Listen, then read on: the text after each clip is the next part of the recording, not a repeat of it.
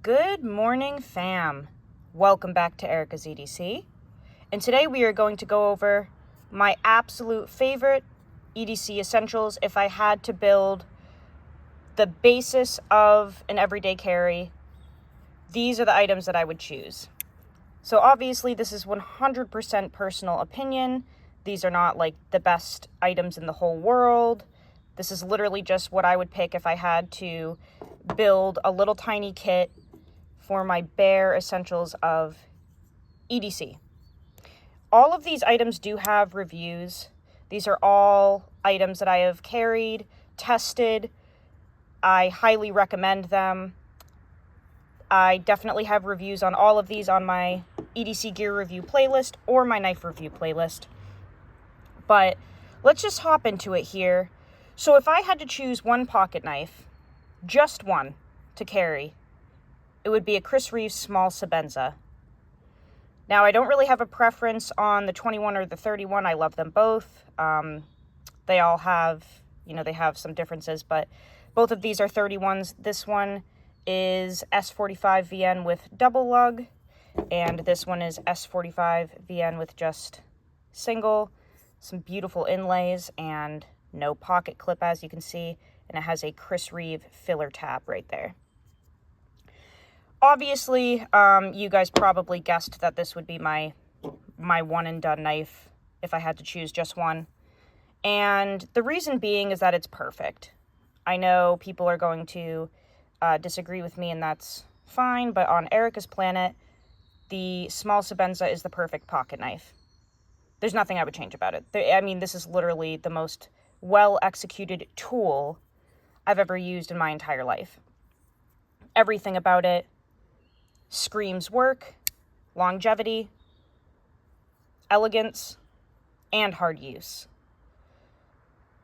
So I would definitely choose a small Sebenza. The large is just too large for me. This is the perfect size. I have small hands. If I am comparing to men, I have fairly large hands, actually, if I'm comparing to women.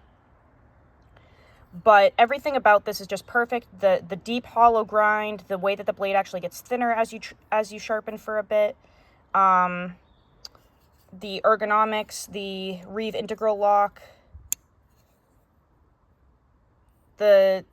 just the overall simplicity of the construction, the titanium, everything about this is just perfect. And this is the knife that I would carry really for the rest of my life if I just had to choose one. I really enjoy both of them. I do not have a preference on which one I like more, the inlay or the plain titanium.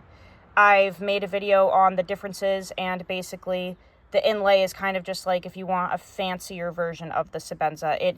It's very comfortable in hand. It's not like super noticeable in terms of differences. Like, it's not like I hold the inlay one and I'm like, oh, that feels so much better than the plain titanium. It's really just personal preference. And for me, this is just kind of like my fancier one. I took the pocket clip off. This one goes down in the pocket and just rides in there. It's just beautiful. It's just absolutely beautiful. So the small Sebenza, that's what I would carry. This is what I would recommend for like a one and done pocket knife. I think it is the best in the entire world. I am a fanboy. Yeah, just the overall best. Highly recommend trying one. I get the fizz every single time I carry a Sebenza and use it. Absolutely. Now let's go into backup knives. This was really hard to choose, honestly, because I have so many backup knives, secondary knives, traditional knives, really. This was a huge toss-up between the Sod Buster and the Cody Scout from GEC, but I'll explain why I chose the Cody Scout. So I haven't had this very long at all. 2 weeks, maybe? A week? I don't even know. But obviously I've been using it quite a bit, testing it. It's riding in a beautiful whiskey barrel leather slip from Richter Knives. Please go check out his work. I will link him down in the description below. Go fill up his books. We want him working full-time by the end of the year on leather, and we are the ones that are going to get him there. So I will put his YouTube channel down in my description. You can contact him via his DMs on Instagram. Let's get him doing that full time. This is the GEC Cody Scout. And although I've only had this for a little bit of time, I've been using it like crazy. And in reality, it's not like this Cody Scout is the only clip point traditional knife in the world. This is very reminiscent of the Lanny's clip from Tony. And I tested and reviewed that, and I have, case knives that have these clip point blades. So just this kind of like overall design is what I would choose for my secondary knife. Anything thin and slicey with that beautiful tip, that's what I would choose for my secondary knife. Whether you get it from Case or GEC or Rough Rider, who cares? But something along the lines of this as a backup knife. It doesn't have to be locking. You already have your locking knife here. But I chose this one over the Sod Buster Jr. just because I feel that this blade shape and the tip they're a little more universal. It's a little more of a user-friendly design. I think that snub nose Sod Buster deal may not work for some people, just a little too stubby.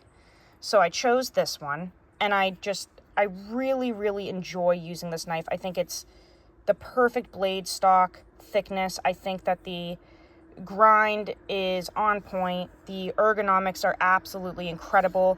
Very comfortable, extremely lightweight. Just a super universal design.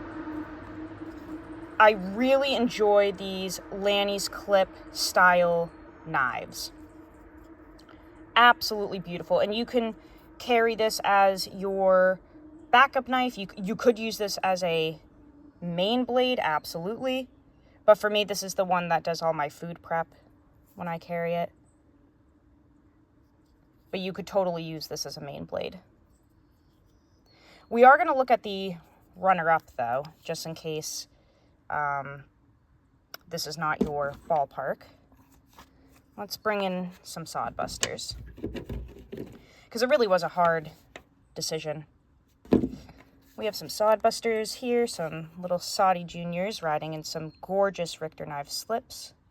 This is his wood grain texture. This one doesn't have any texturing at all. And this is kind of his original color here. So this is a Case Sod Buster Jr. I highly recommend the bone-covered models just because the fit and finish seems a little more on par with reality in comparison to the synthetic handles. But if we look here, we have a perfectly centered blade. We have some beautiful jigging, brass pins, the whole 9 yards. This is absolutely stunning. I know Michael's that he just got of this was a complete doozy. But mine is just flawless, really. So the Sod Buster Jr. is a knife that I carry almost every day. It's honestly perfect. But I do feel that the snub nose type deal may not be for everyone, so that's why I chose the Lanny's clip as the first one. But a Sod Buster Jr., you really can't go wrong. I mean, look at how thin this is with the bone covers. Very comfortable, really ergonomic. Just a timeless classic, and it's a model that you can find basically anywhere. Like, you can go into a Tractor Supply or a feed store, and they have these, not necessarily in the bone covers, but they have Sod Busters everywhere. It's just kind of tried and true, right? It's just a beautiful, beautiful knife. There's nothing really that you would want to change about it other than, the snub nose thing going on up front maybe for some people. This is my chestnut bone. Both of these are in CV steel, obviously. Well, actually, this one is in CV. That one is in carbon steel. Easy to sharpen. Just absolutely beautiful. Gotta love a good Soddy with some carbon steel and some chestnut bone covers, right? So that's my second knife that I would recommend as a backup knife or your little food prep knife. Very lightweight, very slim, elegant, beautiful. This one's centering is just a little off, favoring the left side here, but that's fine because when we're opening it, it's not rubbing.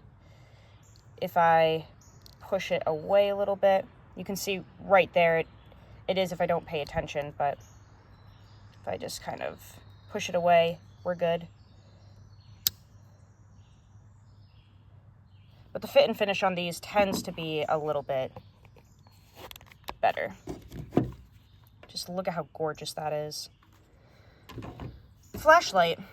I've tried probably 100 different flashlight models, and I'm sure this is a little bit of a surprise because the Streamlight Micro Stream is made overseas. The reason I chose this one is because I've been carrying this flashlight since I was 16 years old, and it's just never failed.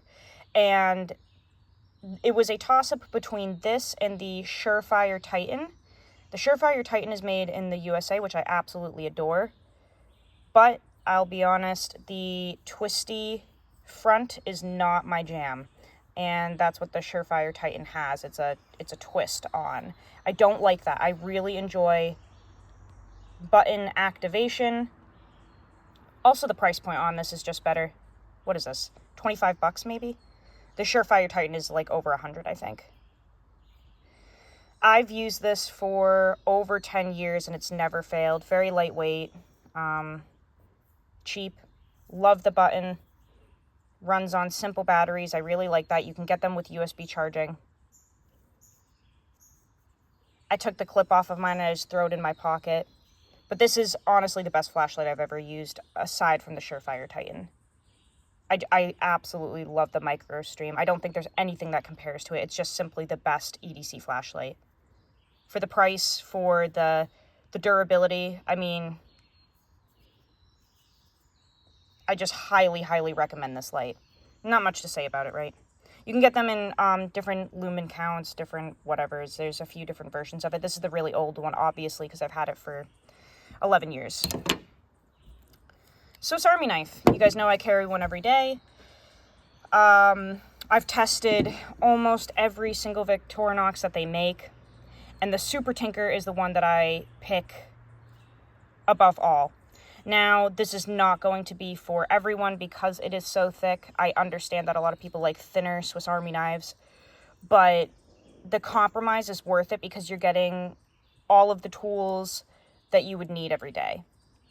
And that's just if you have a lifestyle like mine. Like, obviously, this is not going to work for everyone, but for a lot of people, these are very handy tools. You can find use for that parcel hook, but a reamer is very convenient.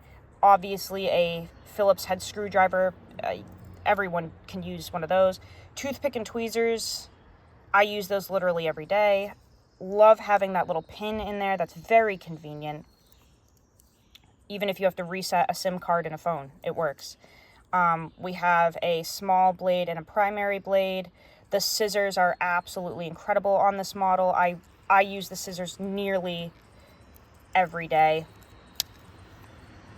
Even just for getting little hangnails off. I get hangnails all the time, and these scissors are awesome for getting those off. Like, literally, you can see, I always have those dang things. These scissors are just incredible. Very, very useful. And then you also have the can opener, the bottle opener, the large flathead that you can use as a prying tool. It's just, it's a multi-tool that really has basically everything you would need in it for your everyday life. And if it's too bulky, you can just get the regular Tinker. I highly recommend that one too. It does not have the scissors, but it's, you know, way thinner than this. And if you don't need scissors, the regular Tinker might work better for you. It also doesn't have the parcel hook. But just the Tinker model in general, whether it's the Deluxe, the Super, or the regular, just this model in general it's everything I want. And then lastly, a wallet. I've tested a lot of wallets. I've been carrying this one for a year now, every day, and I just don't feel that I need anything more or anything less. This is the FailSafe Goods Sidewinder, and this is honestly just the perfect wallet. You have a slot in the back, you have a slot in the middle, and you have a slot in the front with a lanyard hole there. Really, you don't need anything more than this if you're simple like me. I don't like carrying a bunch of stuff. I do not carry my wallet in my back pocket because you're not supposed to sit on your wallet. It throws off your, back alignment. But I try to keep just the bare minimum, my credit cards, my license, and then some cash. I do have extra checks in there and Band-Aids, I think, back there, and a toothpick. But I try to keep it as simple as possible, lightweight, very thin. I just don't think you need anything more than this, really, if you're just like an average person. Very comfortable to carry, really durable. I absolutely love this wallet. The patina on it is just gorgeous. This is Crazy Horse leather, and like I said, I've been carrying this every day for a year, so it's a completely different color from when we started. That is more true to the original color right there, but even that is a little off because patina. I love this wallet. Ryan over at FailSafe Goods made this, and he does absolutely incredible work. But those are the items that I would recommend for anyone, really. I'm not putting a multi-tool in here in terms of like a Leatherman because not everyone carries one. I'm not putting a pen in here because not everyone needs a pen. This is more like a video showing, like almost like if you're getting into EDC and you're like, what are the bare essentials that I should be carrying? This is what I would recommend. A primary knife, a secondary knife, a Swiss Army knife, a wallet, and a flashlight. You don't need anything more if you're an average person. These are just the bare essentials that I would offer up. Obviously, these are not all budget friendly. You could pick this video apart for days if you wanted and say, well, you should have added this and you should have taken away that, and that's too expensive, and nobody's going to have the money for those. I understand. This is literally just like a fun video showing what I would recommend if you have the funds, if you're interested, literally just for fun. They're not the best. This is all just my personal opinion, but these are the items that I find most useful and that I would recommend to people getting into the hobby or someone trying to dial in their carry and looking for some fun stuff. So that's all I've got for you guys today. I hope that you enjoyed this video. These are really fun for me to make because these are all items that I've tested for so long, and I just, to this day, find enjoyment in using them. It's really nice when you dial in your EDC and you just find what works and you're not spending money every month trying to dial it in. Like, sometimes it's nice to just watch a video and be like, okay, these items were actually tested, they're tried and true. Instead of wasting $500 on trying out different Swiss Army knives, I'll spend $30 and this one will hopefully do the trick for me. That's the purpose of this video. But I will see you guys soon. Go use your shit. Learn how to sharpen your knives. And I will see you on the next video. I love you guys so much. Take care.